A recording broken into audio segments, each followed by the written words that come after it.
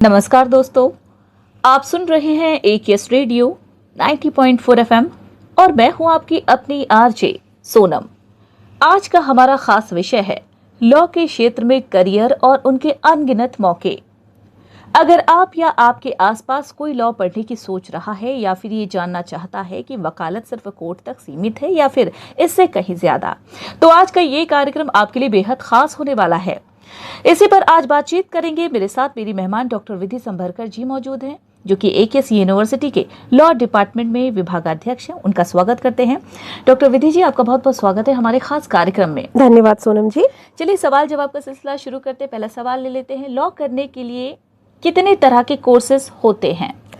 देखिए, लॉ करने के लिए हमारे पास सबसे पहले तो अगर कोई भी स्टूडेंट है जो पढ़ना चाहता है लॉ, 12th पास किया हुआ है उसने, तो 5 साल के कोर्सेज होते हैं। एक होता है BLLB जो आर्ट्स के स्टूडेंट जिसको प्रेफर करते हैं। एक होता है आपका BCom LLB जो कॉमर्स के स्टूडेंट जिसको प्रेफर कर सकते हैं। और BBLLB जो मैनेजमेंट की तरफ जो बच्चा जिसका झुकाव है वो इसको प्रेफर कर सकता है। और ये जो है आफ्टर 12th 5 साल के इंटीग्रेटेड कोर्स के रूप में इसको बच्चे कर सकते हैं। इसके अलावा जो ग्रेजुएशन कर चुके हैं, ग्रेजुएट करने वाले स्टूडेंट्स के लिए 3 साल का कोर्स होता है जिसको हम LLB कहते हैं। इसमें आपको 5 साल का इंटीग्रेटेड कोर्स करने की ज़रूरत नहीं है क्योंकि आप ऑलरेडी ग्रेजुएट हैं, इसलिए आप एक LLB की 3 साल की डिग्री लेकर के लॉ कर सकते हैं।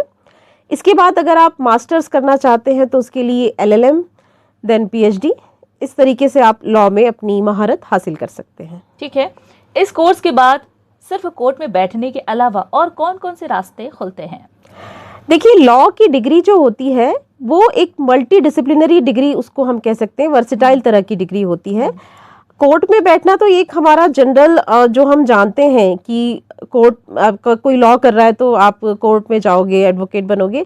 लेकिन इसके अलावा मैं कहूँगी कि जितने भी गवर्नमेंट और प्राइवेट डिपार्टमेंट्स होते हैं उन सारे सेक्टर्स में एक लॉ के नॉलेज वाले पर्सन के लिए काम होता है। इसके अलावा आप अगर खुद का भी काम करना चाहते हैं तो वो भी मौका आपके पास अवेलेबल है। ठीक है, जैसा कि अभी आपने जिक्र किया कि ये जो डिग्री है वो एक वर्सेटाइल डिग्री है, ऐसे में कोर्ट रूम में क्या करियर है और इस वर्सेटाइल डिग्री को जरा डिटेल में समझाएं। देखिए, कोर्ट रूम में जहाँ तक बात है तो आप अपनी खुद की प्रैक्टिस कर सकते हैं एज एन एडवोकेट। आप जुडिशियरी की फील्ड में जजेस बन करके सरकारी वकील, इस तरह की चीज़ों में आप जा सकते हैं। इसके अलावा लीगल जर्नलिज्म जो होता है वो भी एक बड़ा अच्छा सेक्टर होता है। कॉरपोरेट सेक्टर होता है, आपकी खुद की जो है आप अपनी फर्म कर सकते हैं। एसोसिएट्स के रूप में कुछ ग्रुप्स में आप शुरू कर सकते हैं। और जो कंपनीज होती हैं उसमें लीगल एडवाइज़र बन सकते हैं। बैंक में भी आप लीगल एडवाइज़र, और आपके जो LICs के सेक्टर होते हैं, इन सारी जगहों पर आप प्राइवेट और कॉर्पोरेट दोनों तरह के जॉब्स जो हैं वो कर सकते हैं। ठीक है, इस पर मैं सवाल करूंगी, लेकिन इससे पहले एक अहम सवाल कि एक सफल वकील बनने के लिए क्या जरूरी होता है? अच्छी बोलने की कला या फिर तार्किक दिमाग?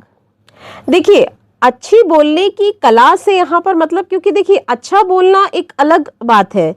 आप तो जब 4 लोग मिलके शोर कर रहे हो तब भी हम कहते हैं कि बहुत बोल रहे हैं ज़्यादा। एक और लोगों के मन में एक भ्रम भी है कि जो ज़्यादा बोलता है वो अच्छा वकील बन सकता है या वो लॉ कर सकता है।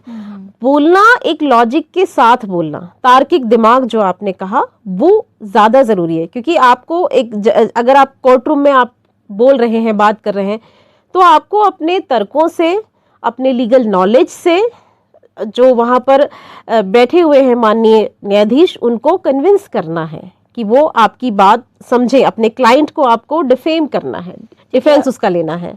ठीक है, अब जो मैं अगला सवाल आपसे करने जा रही हूँ इसमें 2 सवाल छुपे हुए। जैसा कि मैंने पहले जिक्र किया था कॉर्पोरेट के बारे में कि कॉर्पोरेट लॉ में क्या रोल होते हैं, क्या कंपनियां वकीलों को बड़े बड़े पैकेज देती हैं? और इसी में एक और सवाल बनता है कि कैसे आर्टिफिशियल इंटेलिजेंस यानी AI और डाटा प्राइवेसी ने लॉ के करियर को बदल दिया है? देखिए, कॉर्पोरेट में जैसे कि बहुत सारे लोगों को मैंने देखा है, कॉर्पोरेट का जॉब बड़ा उन्हें फैंटेसी सा लगता है, उन्हें बड़ा अच्छा लगता है। और लॉ भी आपको ये इस चीज़ का हिस्सा बनने का मौका देता है।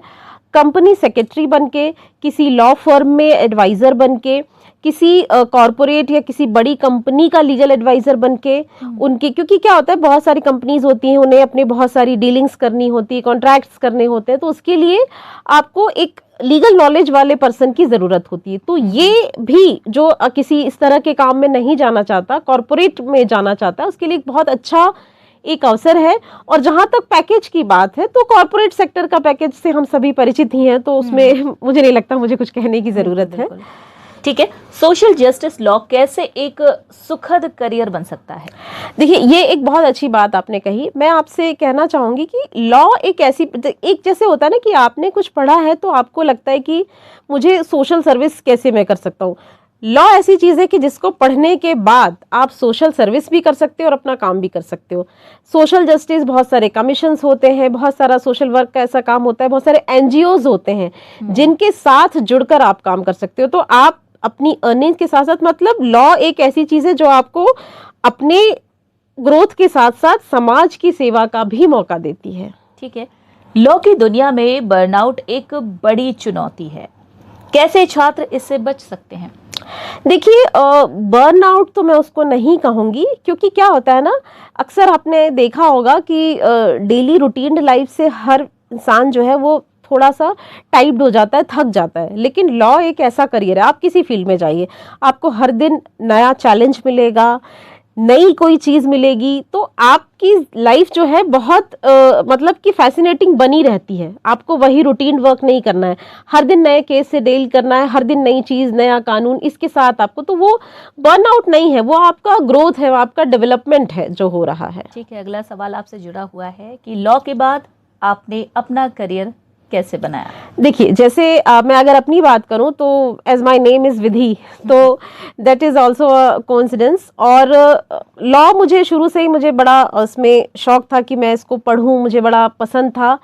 और टीचिंग में जाना मेरी मेरी इच्छा थी कि मैं टीचिंग में जाऊं। तो मैंने सबसे पहले अपना ग्रेजुएशन कंप्लीट किया, उसके बाद LLB प्लस फिर पोस्ट ग्रेजुएशन, PhD, और अब जो है मैं टीचिंग में मैं काफ़ी सालों से जुड़ी हुई हूँ। तो मुझे अच्छा लगता है कि नए नए बच्चों को तैयार करना। तो ये इस तरीके से मेरा रास्ता यही था, जो मैंने आपको बताया कि वर्सेटाइल कैरियर है, तो उसमें से मैंने ये एक तरीका चुना।